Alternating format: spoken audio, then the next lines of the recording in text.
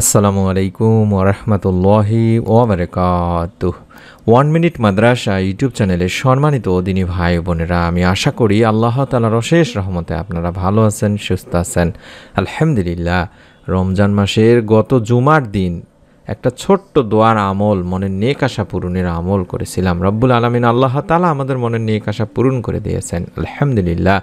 মনের মধ্যে শতভাগ বিশ্বাস নিয়ে যদি আপনারা আমলটি করেন, আল্লাহ তাআলা আপনারও মনের নেক আশা ইনশাল্লাহ পূরণ করে দিবেন। আজ পবিত্র জুমার দিন অবশ্যই আমলটি করবেন ইনশাল্লাহ। এই উদ্দেশ্যে বা নিয়ত করে ভিডিওটি দেখতে থাকুন। ইসলামের জুমাবার একটি মর্যাদাপূর্ণ দিন। এই প্রসঙ্গে রাসূলুল্লাহ সাল্লাল্লাহু আলাইহি ওয়াসাল্লাম বলেন, দিবসসমূহের মধ্যে জুমার দিন শ্রেষ্ঠ এবং তা আল্লাহর কাছে অধিক সম্মানিত। ইবনে মাজার একটি হাদিসে আরও বর্ণিত হয়েছে, সূর্য উদিত হওয়ার দিনগুলোর মধ্যে জুমার দিন সর্বোত্তম।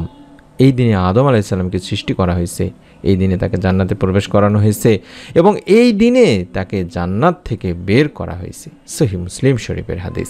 আর হাদিস অনুযায়ী পবিত্র জুমার দিনের আসর সময়টি খুবই গুরুত্বপূর্ণ। এই সময় মুমিনদের জন্য বিশেষ কিছু আমলের কথা বলা আছে হাদিসে। আমলগুলোর মধ্যে রয়েছে দোয়া, জিকির, ইস্তেগফার ইত্যাদি। এছাড়াও আরেকটি আমলের কথা বর্ণিত হয়েছে, সেটি হলো বিশেষ নিয়মে দরুদ পাঠ। তাই পবিত্র জুমার দিন উল্লেখিত নিয়মকানুন ছাড়াও যত আমলই করুন না কেন, সব আমলের পাশাপাশি পবিত্র জুমার দিনে বেশি বেশি দরুদ পাঠের অনেক ফজিলত বর্ণনা করা হয়েছে হাদিসে। আল্লাহ রাসূল সাল্লাল্লাহু আলাইহি ওয়াসাল্লাম ইরশাদ করেছেন, তোমরা জুমার দিনে আমার উপর বেশি বেশি দরুদ পাঠ করো, কেননা তোমাদের পাঠকৃত দরুদ আমার সামনে পেশ করা হয়। আবু দাউদ শরীফের হাদিসে কুদসিতেও বর্ণিত হয়েছে যে তোমরা জুমার দিনে বেশি বেশি দরুদ পড়ো, কারণ জিবরাইল আলাইহিস সালাম এইমাত্র আল্লাহ তাআলার বাণী নিয়ে হাজির হলেন। আল্লাহ তাআলা বলেছেন, পৃথিবীতে যখন কোনো মুসলমান আপনার উপর একবার দরুদ পড়ে, আমি তার উপর 10 বার রহমত নাজিল করি এবং আমার সব ফেরেশতা তার উপর 10 বার ইস্তেগফার করে। সুবহানাল্লাহ, সুবহানাল্লাহ। তারগিব শরীফের একটি হাদিস। তাহলে বুঝতেই পারছেন তিনি ভাই বোনেরা, পবিত্র জুমার দিনে দরুদ পাঠের কত ফজিলত। তাছাড়াও আরও হাদিসে পাওয়া যায়, হযরত আবু উমামা রাদিয়াল্লাহু তাআলা আনহু থেকে একটি হাদিস আছে, যেখানে আল্লাহ রাসূল সাল্লাল্লাহু আলাইহি ওয়াসাল্লাম বলেন, আমার উপর জুমার দিন বেশি বেশি দরুদ পাঠ করো, কারণ আমার উম্মতের দরুদ পবিত্র জুমার দিন আমার কাছে পৌঁছানো হয়। যে ব্যক্তি আমার উপর সবচেয়ে বেশি দরুদ পাঠাবে, সে ব্যক্তি কিয়ামতের দিন সবচেয়ে আমার নিকটতম হবে। তারগিব শরীফের একটি হাদিস। তাছাড়াও আরও হাদিসে পাওয়া যায় যে হযরত আলী রাদিয়াল্লাহু তাআলা আনহু বর্ণনা করেছেন বা বলেছেন, যে ব্যক্তি পবিত্র জুমার দিনে নবী করিম সাল্লাল্লাহু আলাইহি ওয়াসাল্লামের উপর মাত্র কষ্ট করে 100 বার দরুদ পাঠ করবে, সে কিয়ামতের দিন এমন অবস্থায় উঠবে যে তার চেহারায় নূরের জ্যোতি দেখে লোকেরা বলাবলি করতে থাকবে, এই ব্যক্তি কি এমন আমল করেছিল।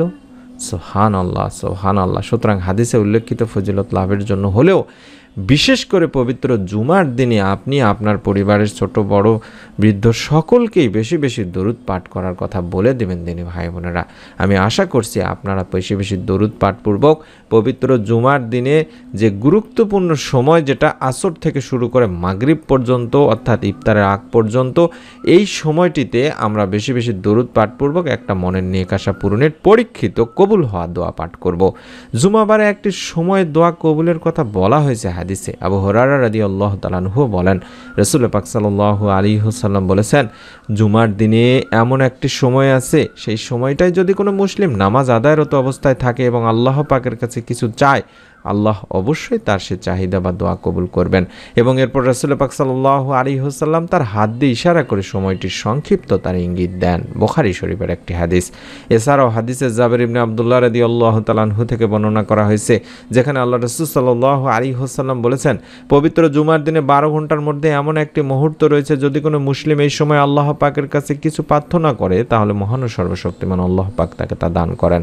আর এই মুহূর্তটি তোমরা আসরের শেষ সময় অনুসন্ধান করো, অর্থাৎ ইফতারের ঠিক আগ মুহূর্তকে বোঝানো হয়েছে তিনি ভাই বোনেরা।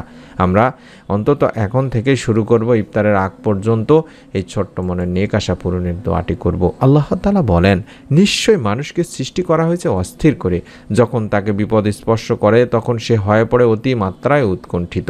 তাই আল্লাহর রহমত থেকে আমাদের নিরাশ হওয়া যাবে না। বিপদে আপদে সর্ব অবস্থায় আল্লাহকে স্মরণ করতে হবে। আল্লাহর দয়া অনুগ্রহের চাদর সবসময় আমাদের আবৃত করে রাখেন, এই বিশ্বাস মনের মধ্যে রাখতে হবে। আপনার মনের নেক আশা পূরণ হচ্ছে না, আপনি অভাবে আছেন, আপনার নেক সন্তান প্রয়োজন, কিংবা আপনি অসুস্থতার মধ্যে আছেন, কিংবা যে কোনো ধরনের আপনি দুশ্চিন্তার মধ্যে আছেন, পেরেশানির মধ্যে আছেন, আপনি অস্থির হবেন না। আল্লাহ তাআলার উপর ভরসা করে যদি আপনি ধৈর্য ধারণ করে আল্লাহ তাআলাকে বেশি বেশি ডাকেন, বেশি বেশি ইবাদত করেন, রব্বুল আলামিন আপনার সমস্ত প্রকার পেরেশানি দুশ্চিন্তা দূর করে দেবেন ইনশাআল্লাহ। কারণ আল্লাহ তাআলা নিজেও বলেন, যদি তোমাদের উপর আল্লাহর অনুগ্রহ তার দয়া না থাকতো তাহলে তোমরা ধ্বংস হয়ে যেতে, আর নিশ্চয়ই আল্লাহ অধিক তওবা গ্রহণকারী প্রজ্ঞাময়। সুবহানাল্লাহ। তাই আল্লাহ তাআলার কাছে বেশি বেশি তওবা করব, গুনাহের জন্য মাপ চাইব। আল্লাহ রাব্বুল আলামিন বলেন, আর তোমাদের রব বলেছেন, তোমরা আমাকে ডাকো, আমি তোমাদের জন্য তোমাদের ডাকে সাড়া দেব। নিশ্চয়ই যারা অহংকারবশত আমার ইবাদত থেকে বিমুখ থাকে তারা অচিরেই লাঞ্ছিত অবস্থায় জাহান্নামে প্রবেশ করবে। আল্লাহ তাআলা নিজেই বলছেন যে তোমরা ডাকো, ক্ষমা চাইলেই আমি তোমাদেরকে ক্ষমা করে দেব। তোমরা যদি আমার কাছে মাপ চাও, মাপ চাইলেই আমি তোমাদেরকে মাফ করে দেব। দয়াময় আল্লাহ তাআলা, ক্ষমাশীল আল্লাহ তাআলা, এতটাই দয়াশীল ক্ষমাশীল। তাই যে যত বড়ই পাপ করুন না কেন, পাপ করতে করতে আকাশের সীমা পর্যন্তও যদি পৌঁছে যায়, তারপরেও হতাশ হবেন না। আল্লাহ তাআলা ইনশাআল্লাহ আপনাকে মাফ করে দেবেন। হাদিসে পাকে এমনই একটি দোয়ার কথা বলা হয়েছে, যেই দোয়াটির মাধ্যমে আল্লাহ তাআলার কাছে চাইলে রব্বুল আলামিন আল্লাহ তাআলা তার ডাকে সাড়া দেন। যে নামে আল্লাহ তাআলার কাছে কিছু চাওয়া হলে তিনি তার চাওয়া পূরণও করে দেন তার ডাকে সাড়া দিয়ে। এই ইসমে আজমের যে দোয়াটি দেখাচ্ছি, এই দোয়াটি কম করে হলেও অন্তত আপনারা 3 বার পাঠ করবেন দরুদ পাঠ করার পরে। আল্লাহুম্মা ইন্নী আসআলুকা বিআন্না লাকাল হামদু লা ইলাহা ইল্লা আনতাল মান্নান বাদিউস সামাওয়াতি ওয়াল আরদ ইয়া জাল জালালি ওয়াল ইকরাম ইয়া হাইয়্যু ইয়া কাইয়্যুম। আশা করছি এই ইসমে আজমের দোয়াটি আপনারা সকলেই জানেন। না জানলে আজকের পর থেকে আপনারা মোবাইলে ছবি উঠায় নিন, স্ক্রিনশট নিয়ে রেখে দিন। আপনারা পবিত্র জুমার দিন যেহেতু দোয়া কবুল হয়ে থাকে, আপনারা চেষ্টা করবেন আসর থেকে শুরু করে ইফতার আগ পর্যন্ত কয়েকবার দরুদ পাঠ করে, অন্তত আপনারা দরুদে ইব্রাহিম যেটা আমরা নামাজের বৈঠকে পড়ি সেটা কয়েকবার পড়ে নেবেন, অন্তত 3 বার পড়ে নেবেন। তারপরে 3 বার পড়বেন আল্লাহুম্মা ইন্নী আসআলুকা বিআন্না লাকাল হামদু লা ইলাহা ইল্লা আনতাল মান্নান বাদিউস সামাওয়াতি ওয়াল আরদ ইয়া জাল জালালি ওয়াল ইকরাম ইয়া হাইয়্যু ইয়া কাইয়্যুম। আশা করি মনের নেক আশা ইনশাআল্লাহ রব্বুল আলামিন পূরণ করেই দেবেন। কারণ এটি ইসমে আজমের দোয়া, যেটা বললাম যে এই নামে আল্লাহ তাআলার কাছে ডাকলে, এই দোয়ার মাধ্যমে আল্লাহকে ডাকলে আল্লাহ তাআলা বান্দার ডাকে সাড়া দেন। এবং এটি যেহেতু আল্লাহ তাআলার একটি গুণবাচক নাম, ইসমে আজম বড় নাম, এই নামে আল্লাহ তাআলার কাছে চাইলে আল্লাহ তাআলা তার চাওয়া পূরণ করেন। বিশ্বনবী সাল্লাল্লাহু আলাইহি ওয়াসাল্লাম নিজেই বলেছেন। তাই আমি অনুরোধ করছি, অবশ্যই আমলটি মনের মধ্যে একটা বিশ্বাস নিয়ে করুন, নিয়ত করে করুন, এবং এরকম নতুন গুরুত্বপূর্ণ আমলের ভিডিওগুলো যাতে আপনি মিস না করে ফেলেন তার জন্য অবশ্যই চ্যানেলটির সঙ্গেই থাকুন, সাবস্ক্রাইব করুন, বেল বাটনটি অন করে রাখুন। আমরা দোয়া করি রব্বুল আলামিন আল্লাহ তাআলা যেন এই ছোট্ট আমলের ওসিলায় কার কি মনের নেক আশাগুলো আছে সমস্ত আশা যেন পূরণ করে দেন। আমাদের ভিডিওর কমেন্ট সেকশনে অন্তত সুসংবাদ দিতে পারেন যে আমারও মনের নেক আশা আল্লাহ তাআলা পূরণ করেছেন এই আমলের ওসিলায়।